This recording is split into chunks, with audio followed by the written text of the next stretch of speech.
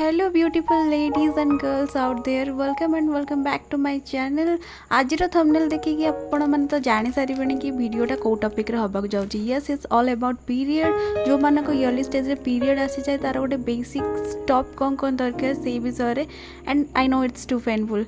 तो first we all need a period pad and a tablet. A must have painkiller. जो मान को बहुत ज़्यादा क्रैम्प्स हुए से नहीं पारे। देन गोटे हैंड सैनिटाइजर बाहर को जब ट्रैवल करुँच देन यहाँ निहाती दरकार।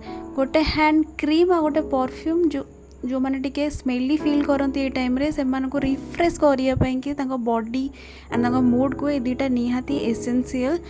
आउ आपण मैंने कौन सी भी ब्रांडर परफ्यूम जोटा आपको भल लगे से नहीं पारे। आ कुछ फ्लावर्स मुझे देखी निहाती दरकार पाई आम पैम्पर कर निजक निजे। देन किछिटा झील मैंने अच्छा जो मान कि मीठा खाइबा को बहुत ज़्यादा इच्छा हुए तो सम स्वीट स्टफ्स आ सहित गोटे एरोमेटिक फ्लेवर एसेंशियल ऑयल जोटा कि पूरा पूरी mood changer. Yes we all need this basic product in our period.